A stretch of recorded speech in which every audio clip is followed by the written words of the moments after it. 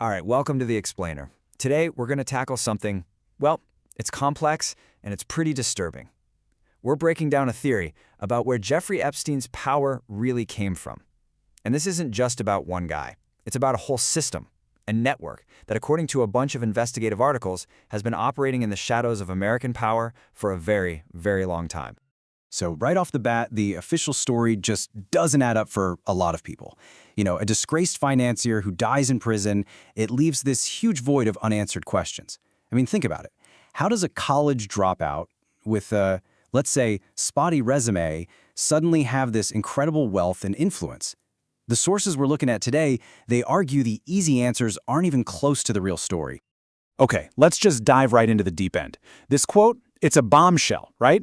It's from a former Israeli intelligence official, and it's really the heart of the theory we're exploring. The argument in these articles is that Epstein's sex trafficking ring wasn't just for his own sick pleasure. No, it was a tool, a weapon for intelligence gathering and political control, all on behalf of a foreign government. It's a massive allegation, so let's unpack how the source material even begins to build that case. So to really get our heads around this theory, we've got to look past the stuff you've already seen in the headlines. We need to look at the mystery of Epstein himself. Where did all that money and all those powerful friends really come from? He called himself a financial bounty hunter. That's not your typical Wall Street job description. And his client list, according to these articles, included people like Adnan Khashoggi.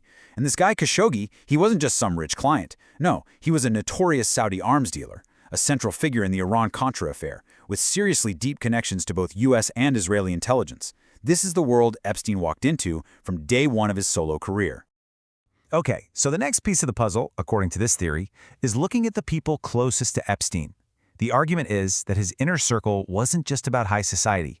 They had their own deep, deep ties to the world of espionage. Ghislaine Maxwell. Her name is now infamous, right? We all know her as Epstein's partner in crime. But what these articles really dig into is that to understand her role in all this, you have to understand her father.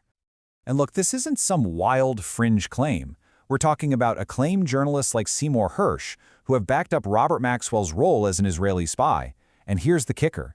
That same official we heard from at the beginning, Ari Ben-Menashe, he claims Robert Maxwell is the one who personally brought Jeffrey Epstein into this whole world of intelligence and blackmail. And then there's the money. You always have to follow the money. For years, the source of Epstein's mysterious, bottomless fortune was this man, Leslie Wexner. Wexner gave Epstein power of attorney over his entire fortune. Who does that? It funneled hundreds of millions of dollars to him, but the article suggests Wexner's role was about way more than just cash. It turns out Wexner was also a co-founder of this really exclusive, kind of secretive club called the Mega Group.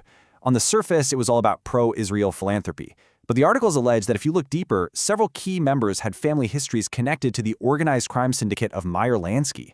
And why does that matter? Well, according to these sources, Lansky was a pioneer of using sexual blackmail for control, and he had his own quiet relationships with U.S. and Israeli intelligence.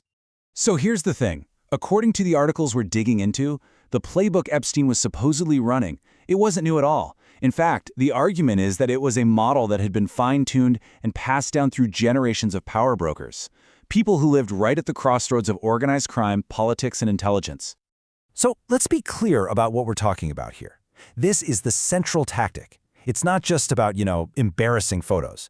When you involve minors, it becomes a serious crime. And that gives the blackmailer incredible, almost total leverage over some of the most powerful people in the world. The sources claim this was the main tool this network used for decades to shape policy and protect themselves. And if you want to understand how this works, the theory says you have to look at one guy, Roy Cohn. He was the master fixer, a lawyer for both the mob and for presidents. And yeah, the guy who famously mentored a young Donald Trump. He was also, according to these sources, a master practitioner of sexual blackmail. And this timeline, man, it really lays out the alleged lineage. The sources are drawing a direct line, a kind of dark apprenticeship, from the bootleggers of the Prohibition Era, like Sam Bronfman, to mob-connected blackmailers like Rosenstiel and Cohn, and then finally to Jeffrey Epstein, who they claim inherited this whole dark operation for the modern globalized world. All right, so if the history of blackmail is one part of the story, the next is technology. Because if blackmail was the goal, technology offered a way to scale it up, connecting Epstein's network to some of the biggest and murkiest tech scandals of the last 40 years. And the sources here draw a really chilling parallel between two different pieces of tech, separated by decades. Back in the 80s, you had this software called Promise. The story goes it was stolen, bugged with a secret backdoor for Israeli intelligence, and then sold all over the world by, you guessed it, Robert Maxwell. Fast forward to today, and Epstein invests in Carbine 911, a company started by Israeli intelligence vets whose tech can literally hijack your phone's camera and data. The players and the alleged purpose, surveillance and control, it's incredibly similar. And if you look at who's actually behind Carbine, this connection to state intelligence just gets stronger and stronger. The company that Epstein and his associate, Ehud Barak, the former prime minister of Israel, were funding is run by veterans of Israel's elite cyber spy unit, Unit 8200. Oh, and it's also backed by Peter Thiel, the founder of Palantir, which is basically a cornerstone of America's own surveillance apparatus. Okay, so this brings us to the final layer of this whole thing. And honestly, it's the most unsettling part. It's the idea that Epstein wasn't the mastermind. He was just a cog in a much bigger, almost invisible system of control that's been in place for a very, very long time. So back in the early 90s, there was this journalist, Danny Casolaro, and he was investigating what he called the octopus. He was convinced that all these huge scandals that we think of as separate things, Iran-Contra, the BCCI bank failure, the Promise software theft, were all connected. They were all tentacles of the same creature. And he was found dead before he could publish his work. The official ruling was suicide, but the circumstances have always been really suspicious. So the articles we're talking about today, they're basically arguing they're picking up the trail that Casolaro was on. They're saying the network behind Epstein, which connects back through Iran-Contra, through Roy Cohn, all the way to organized crime, that is the creature. Epstein's operation, in this view, was just the newest tentacle. 8 million. What is that? Well, that's supposedly the number of Americans on a secret list called Main Core. It's a database created way back in the 1980s of potential dissidents to be rounded up in a national emergency. And what software did they use to build this database? You guessed it, the same bugged Promise software we were just talking about, a tool for mass control built decades ago. And that, right there, is the huge provocative question these articles leave you with. If any of this is even partly true, it suggests there's this hidden architecture of power, a kind of government by blackmail, running just behind the scenes of our public life. And it really makes you ask, who is really in control? Thanks for joining this explainer. All right, let's get right into it. Today, we're taking a hard look at the Jeffrey Epstein scandal, but from a totally different angle. The research we're diving into suggests his crimes weren't just the work of one depraved individual. No, it suggests he was the modern face of a much older, much darker system of control. You know, everything really shifted after Epstein's arrest in 2019. This one comment, right here from Alex Acosta, the guy who gave Epstein that sweetheart deal back in 2008, it just blew the whole case wide open.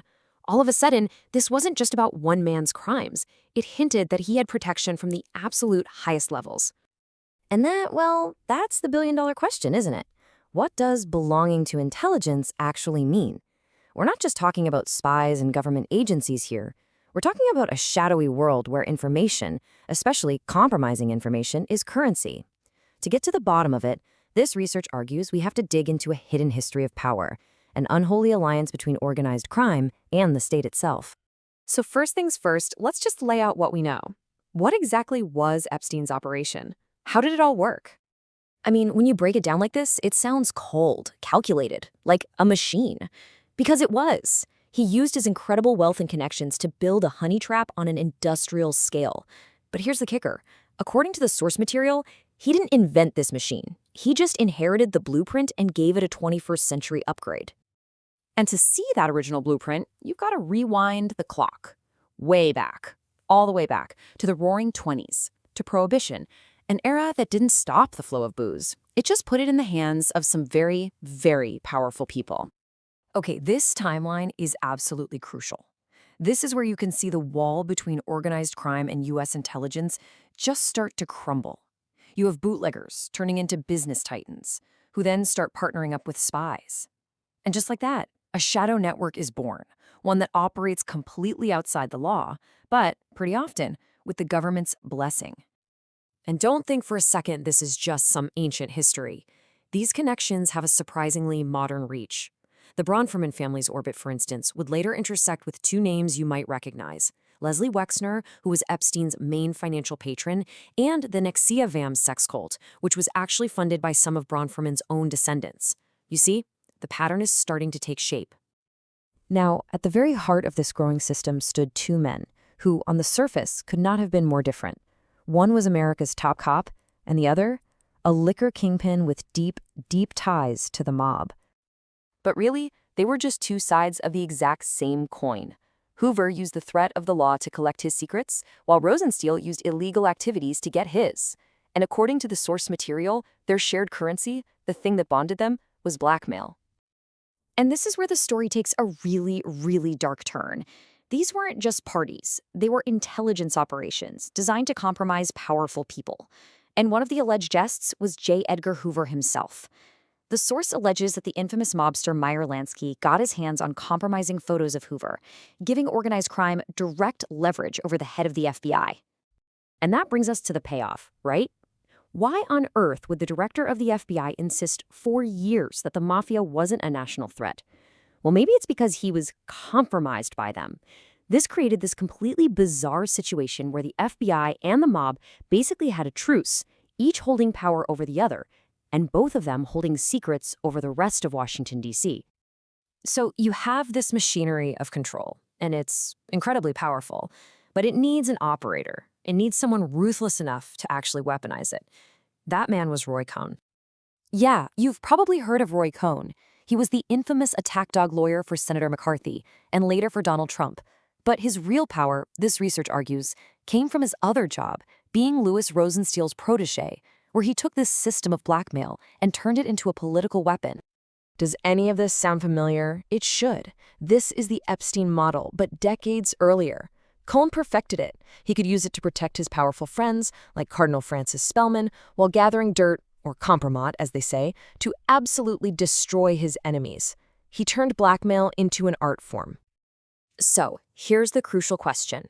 How do we get from Roy Cohn running wild in the 1970s to Jeffrey Epstein in the 2000s? Well, the source material argues you don't actually have to look that far to see the handover. I mean, just look at this. When you put their operations side by side, the similarities are they're undeniable. The methods are the same, the targets are the same, and as we're about to see, even their social circles start to overlap. It feels less like a coincidence and a lot more like a franchise. And this is where the web becomes real, tangible.